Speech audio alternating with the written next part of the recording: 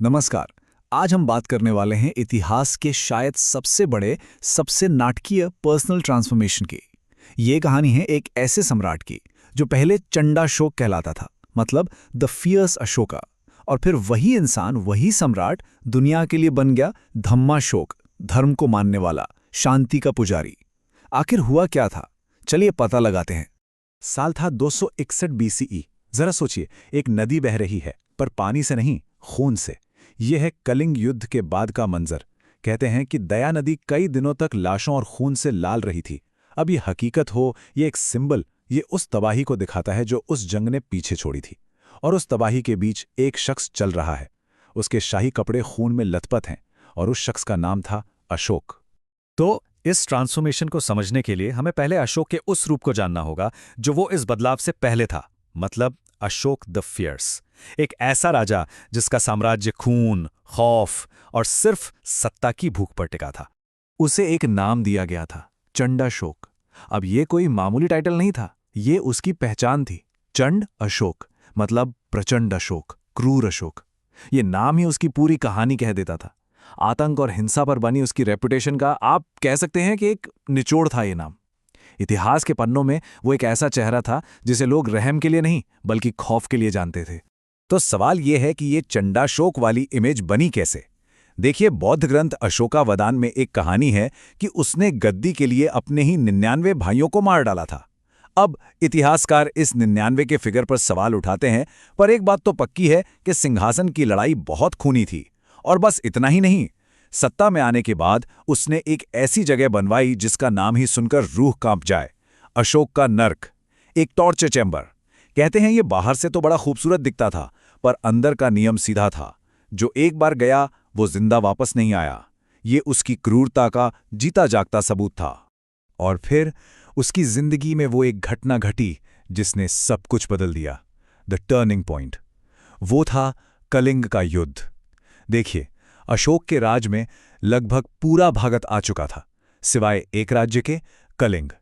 कलिंग अमीर था, आजाद था, और उसने मौर्य साम्राज्य के आगे झुकने से साफ मना कर दिया था। अशोक को यह बात बर्दाश्त नहीं हुई। उसने फैसला किया कि कलिंग को एक ऐसा सबक सिखाया जाएगा जिसे दुनिया हमेशा याद रखेगी। और जो हुआ वो वाकई भयानक था। बैटलफील्ड पर 1 लाख लोग मारे गए। 1 लाख! और ये नंबर, ये किसी दुश्मन का प्रोपेगेंडा नहीं है। ये खुद अशोक ने अपने एक शिलालेख रॉक एडिक्ट 13 में लिखवाया है। मतलब ये सिर्फ एक जंग नहीं थी, ये एक प्लान्ड मैसेकर था। और तबाही यही नहीं रुकी। 1 लाख तो मारे गए, उनके अलावा अशोक खुद मानता है कि 1.5 लाख लोगों को बंदी बनाकर उनके घरों से बेघर कर दिया गया। सोचिए, 1.5 लाख लोग, परिवार हमेशा के लिए बिछड़ गए। एक ही झटके में एक पूरी की पूरी सिविलाइजेशन तबाह हो गई। तो जंग खत्म हुई, अशोक जीत गया। उसका साम्राज्य अब पूरा था। वो चाहता तो जश्न मनाता, शान से अपनी राजधानी लौटता, पर उसने कुछ ऐसा किया जो उसने पहले कभी नहीं किया था। वो युद्ध के मैदान में गया, और उसने पहली बार वाकई में देखा कि उसने क्या किया था। उसने लाशों के ढेर देखे, उजड़े हुए घर देखे, रोते बिलखते परिवार देखे, और उसी पल उस सम्राट के लिए जीत का मजा राख और खून में बदल गया। कलिंग ने चंडाशोक को अंदर से तोड़ कर रख दिया। वो राजधानी तो लौटा, पर अब वो पहले वाला अशोक नहीं था। कहते हैं उसे रात रात भर नींद नहीं आती थी। उसे वो चेहरे, वो चीखें सुनाई देती थीं। उसे एहसास हुआ कि उसने जो किया उसका कोई जस्टिफिकेशन नहीं था। वो लोग बागी नहीं थे, वो तो बस अपने घर, अपनी आज़ादी के लिए लड़ रहे थे। और ये जंग सिर्फ अशोक के अहंकार के लिए लड़ी गई थी। और ये बस कोई कहानी नहीं है, ये इतिहास है जिसे खुद अशोक ने पत्थरों पर लिखवाया। अपने रॉक एडिक्ट 13 में वो पब्लिकली अपनी गलती मानता है। वो लिखता है कि उसे अपनी इस जीत पर कितना पछतावा है, कितनी मानसिक पीड़ा है। सोचिए, इतिहास में शायद ये पहली बार था कि कोई इतना बड़ा, इतना ताकतवर राजा खुलेआम अपनी गलती मान रहा था और उसे पत्थरों पर खुदवा रहा था ताकि आने वाली सदियां भी उसे पढ़ें। इस गहरे पछतावे ने अशोक को एक नए रास्ते की तलाश में लगा दिया, और ये रास्ता उसे ले गया बौद्ध भिक्षुओं के पास। वही भिक्षु जिन्हें वो पहले कमजोर समझता था, पर अब उसे उनमें वो शांति दिखाई दी जो उसके अपने साम्राज्य में कहीं नहीं थी। और तब उस सम्राट ने, चंडाशोक ने, उन भिक्षुओं के सामने सिर झुकाया और कहा, मुझे रास्ता दिखाओ, मुझे सिखाओ कि मैं कैसे बदल सकता हूं। अब यहाँ एक बात समझनी बहुत जरूरी है। अशोक का ये धम्म आखिर था क्या? ये सिर्फ धम्म बदलना नहीं था। उसने बौद्ध धर्म को कोई स्टेट रिलीजन नहीं बनाया। धम्म असल में एक यूनिवर्सल मॉरल कोड था, एक तरह की आचार संहिता। इसका कोर आइडिया था अहिंसा, मतलब किसी को तकलीफ ना देना, सभी धर्मों की इज्जत करना, बड़ों का आदर, गुलामों और नौकरों पर दया, सच बोलना, मतलब बेसिक ह्यूमन वैल्यूज।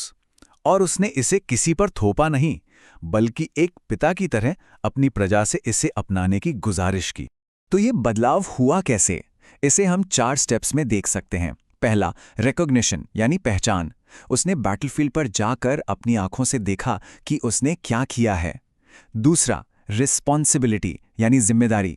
उसने पत्थरों पर लिखवाया कि हाँ, ये मेरी गलती थी। तीसरा, रिपेयर यानी सुधार। उसने अपने साम्राज्य की पूरी ताकत अब तबाही में नहीं बल्कि भलाई के कामों में लगा दी। और चौथा, रिन्यूअल यानी एक नई शुरुआत। उसने चंडाशोक को हमेशा के लिए दफन कर दिया और धम्माशोक बन गया।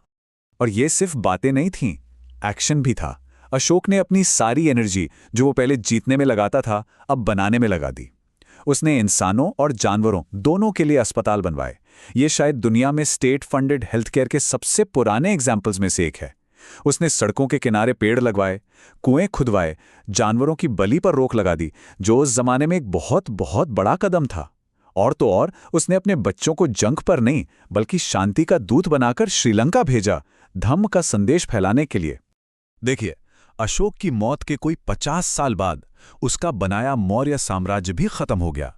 सल्तनतें बनती हैं, बिगड़ती हैं, ये तो इतिहास का नियम है। पर अशोक की विरासत वो आज भी जिंदा है, पत्थरों में और हमारे विचारों में। ये जो तुलना है, ये उसके पूरे ट्रांसफॉर्मेशन को एक नज़र में दिखा देती है। एक तरफ था चंडाशोक, उसका सिंबल था तलवार और मकसद था जबरदस्ती जीतना। दूसरी तरफ है धम्माशोक, उसका सिंबल बना धम्मचक्र और मकसद था धम्म से, प्यार से दिलों को जीतना। उसकी लेगेसी डर और खून से बदलकर करुणा और शांति की बन गई।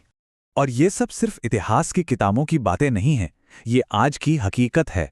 जब 1947 में भारत आज़ाद हुआ तो देश ने अपने तिरंगे के बीच में क्या चुना?